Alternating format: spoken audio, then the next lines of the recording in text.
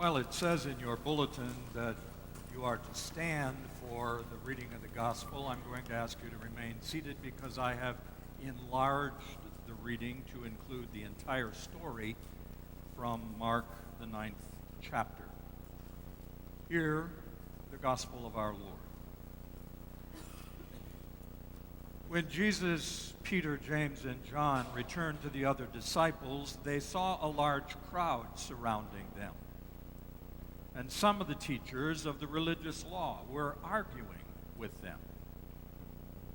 When the crowd saw Jesus, they were overwhelmed and they ran to greet him. "What's all the arguing about?" Jesus asked. One of the men in the crowd spoke up and said, "Teacher, I brought my son so that you could heal him. He is possessed by an evil spirit that won't let him talk. And whenever this spirit seizes him, it throws him violently to the ground. Then he foams at the mouth and grinds his teeth and becomes rigid. I asked your disciples to cast out the evil spirit, but they could not do it." Jesus said to his disciples, "You faithless people, how long must I be with you? How long must I put up with you? Bring the boy to me."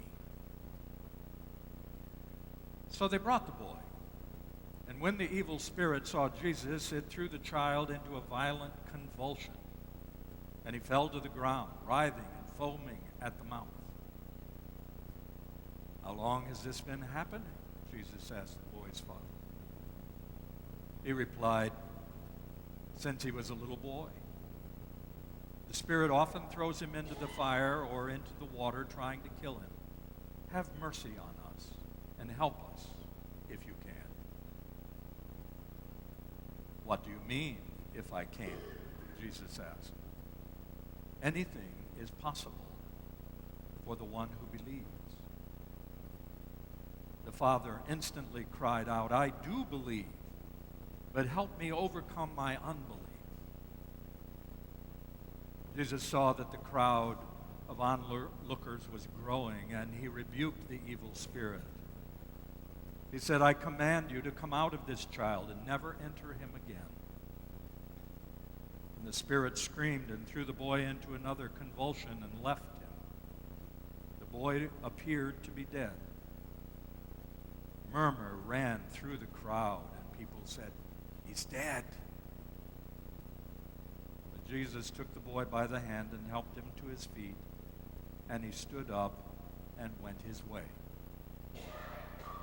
Afterward, when Jesus was alone in the house with his disciples, they asked him, "Why couldn't we cast out that evil spirit?"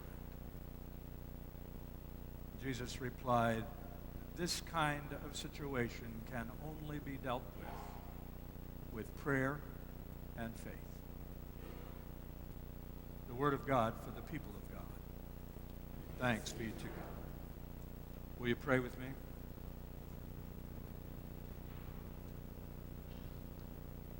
Open our minds, gracious God. Open our thinking.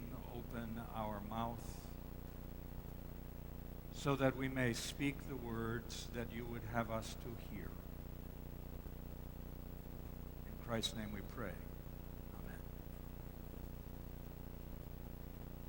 By definition, prejudice is a preconceived opinion or feeling that is formed or established prior to gathering information or acquiring knowledge or examining the facts. Today, it's a word most often associated with racial or ethnic discrimination. We understand that. Bias is all around us, and it happens ever so subtly. Preconceived opinions are formed and held by nearly everybody on a variety of topics, not the least of which is the bias that we often develop and apply to biblical understanding. Many of us have made preconceived judgments about what we are willing or not willing to accept when we read Bible stories. Take, for example, this complex story that I read to you from Mark 9. Now, it's just a guess. It's just a guess. But I would imagine that most of us who heard that story as I read it responded with a measure of prejudice. I imagine that somebody in this room formulated an opinion about the believability of that story. It's at least possible that somebody here might have questioned what was happening.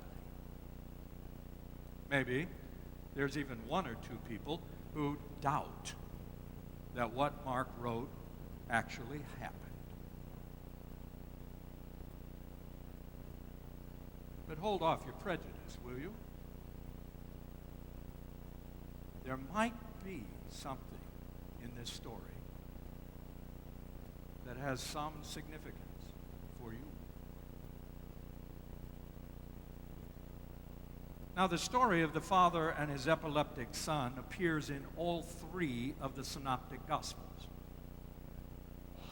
Matthew, Mark, and Luke all tell the same story nearly the same way. So it's obvious, since it appeared in all three of them, that there is something significant about this story that the disciples need to pay attention to. The question is, why is it so important? Mark tended to write a bit more personally than either Matthew or Luke. There are times when it seems as though that Mark was there observing the events. Scholars actually believe that it's possible that Mark was reporting from personal observation. But in all three of the Gospels, the story was the story that immediately followed the Transfiguration. Now, I think that's important. The Transfiguration was one of the major transformational moments in the life of Jesus. It was the second time, the other being at his baptism, when Jesus and his physical appearance actually changed in the presence of God. Peter, James, and John were with Jesus on the mountain to witness that incredible event, and that experience changed their lives. After the Transfiguration, Jesus and the three disciples came down off the mountain. Now, I think that, too, is an interesting image. From the mountaintop to the valley. From the extraordinary to the ordinary. All of us, don't you know, all of us need mountaintop experiences. We need spiritual high times because they help us to survive and endure the valley. All of us go from the valley to the mountaintop and from the mountaintop back to the valley. We do it all the time. When Jesus, Peter, James, and John returned to the valley, they walked into a community that was in the middle of an argument. In his absence, controversy emerged. A concerned and worried parent brought his ailing child to Jesus, and Jesus was not available. He had gone to the mountain to pray. But according to the story, the other 9 disciples had tried to respond to the need of the Father and the Son, and apparently they could do nothing that was helpful. It became the occasion when the teachers of the law, the religious establishment, decided to confront the followers of Jesus. Now, it's no secret that the religious establishment was prejudiced against Jesus. The scribes and the Pharisees, were convinced that everything about Jesus was hogwash. According to them, Jesus was a heretic. He was controversial. They shouldn't be following him. His teaching of the Scriptures was unorthodox. He had the audacity to suggest that following the faith tradition was not the same thing as following God. He actually healed people on the Sabbath, which was unacceptable to the professional religionists. So those teachers of the law decided to take the disciples to task. And consequently, the need of the father and the son who was sick and confused and afraid was not nearly as important as arguing about their disagreements. Now, I want you to hear me clearly on this point. Don't miss it. The point of the story was not what was wrong with the boy. Let me say that again. The point of the story was not what was wrong with the boy. You see, Matthew and Luke both referred to the boy's condition as epilepsy. Mark was the only one who referred to it as an evil spirit. We understand that, don't we? Anything that is beyond people's ability to understand is often labeled evil, demonic. But it was an unsophisticated time in Jesus' day. They had limited medical knowledge. The diagnosis or the lack thereof did not change the gut-wrenching worry or concern of the parent for their child. And I bet there is not a parent in the sound of my voice that doesn't understand that. When someone we love or we care about is facing a condition or a situation that is beyond our ability to understand or change, we can relate to the Father. And when we are desperate, we'll try just about anything. When Jesus encountered the Father said to him, "Teacher, I have heard about what you have done for all these other people, and we have a need. My son has a serious problem, and it's getting worse. I brought him to your disciples, and they couldn't help him. If you can do anything for us, please take pity and help us." And do you remember what Jesus said in response? If I can help you. If I can. Everything is possible to the one who believes. And the Father responded just like many of us respond when our faith is tested. I do believe, but help me overcome my unbelief. We can all experientially relate to that phrase, right? Faith and doubt simultaneously existed within that Father, just as it coexists within all of us. Probably all of us have said more than once, I believe. I want to believe. I'm trying to believe. But help me, God, in my unbelief. I understand that. You see, when I was a teenager, I too developed a prejudice against healing. I was suspicious. I was biased about faith and healing. My grandfather was one of my heroes. 40 years of his life was spent in pastoral ministry. He gave his entire life to the cause of Christ and the church. But in his late 40s, he developed Parkinson's disease and wrestled with it till the day he died, one day shy of his 66th birthday. In the 1950s and 60s, it was a death sentence. Well, in my young mind, I couldn't make sense of that.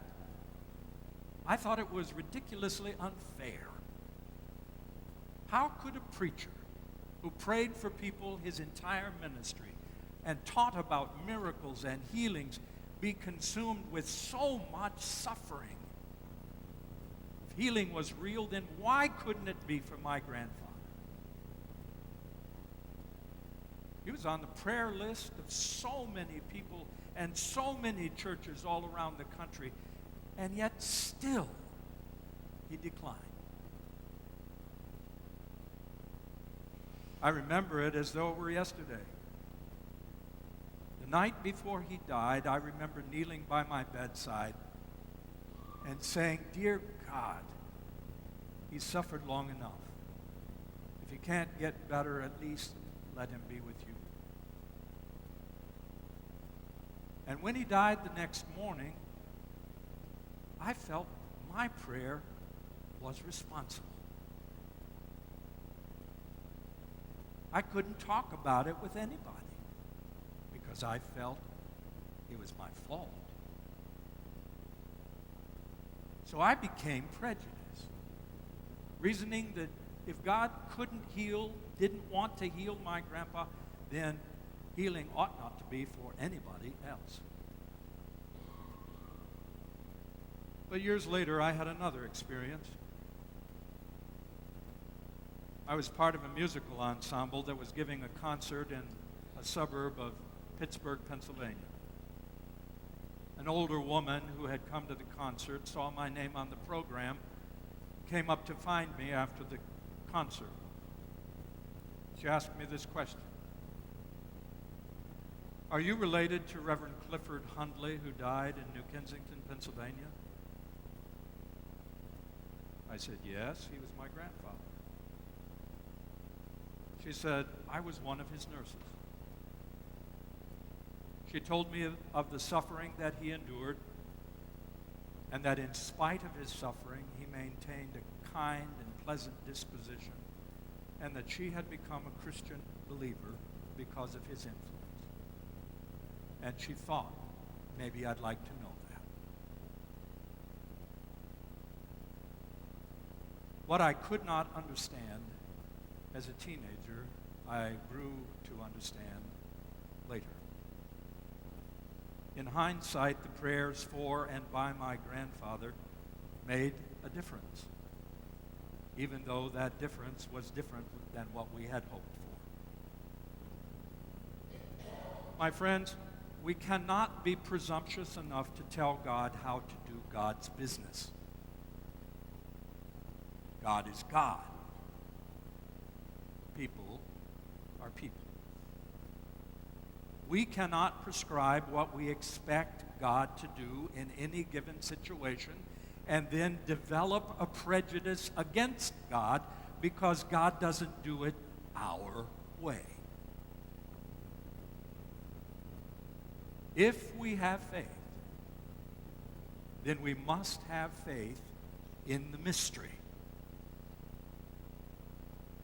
In faith, we learn and we grow and we learn to trust God even in the things that we don't understand, because God is working all things together for good.